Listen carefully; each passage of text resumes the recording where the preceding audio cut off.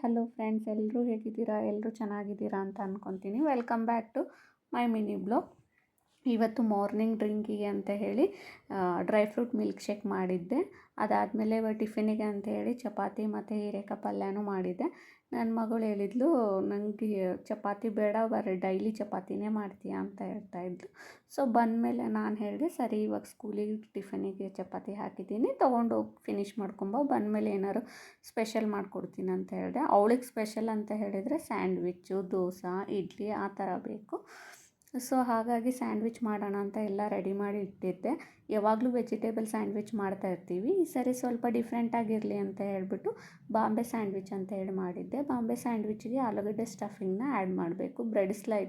Bread ಸ್ಲೈಸಿಗೆ ಆಲೂಗಡ್ಡೆ sandwich add ಮಾಡಿ ಅದ್ರ ಮೇಲೆ ಸ್ವಲ್ಪ ಪನ್ನೀರನ್ನ ಹಾಕ್ಬಿಟ್ಟು ಆಮೇಲೆ ಅದ್ರ ಮೇಲೆ ಒಂದು ಚೀಸ್ ಸ್ಲೈಸ್ನ ಇಟ್ಬಿಟ್ರೆ ಮುಗ್ದೋಯ್ತು. ಆಮೇಲೆ ಇದನ್ನು ತವ ಮೇಲೆ ಬಿಸಿ ಮಾಡಬೇಕು. ಬಟರ್ ಹಾಕಿಬಿಟ್ಟು ಬಿಸಿ ಮಾಡೋದು. ಟೇಸ್ಟ್ ಮಾತ್ರ ತುಂಬ ಚೆನ್ನಾಗಿತ್ತು. ಅದು ಚೀಸ್ ಹಾಕಿರೋದ್ರಿಂದ ಸ್ವಲ್ಪ ಜಾಸ್ತಿ ಹೊತ್ತು ಬಿಸಿ ಮಾಡೋದ್ರಿಂದ ಚೀಸ್ ನೀಟಾಗಿ ಮೆಲ್ಟ್ ಆಗುತ್ತೆ, ಚೆನ್ನಾಗಿ ಅನಿಸುತ್ತೆ ತಿನ್ನಲಿಕ್ಕೆ.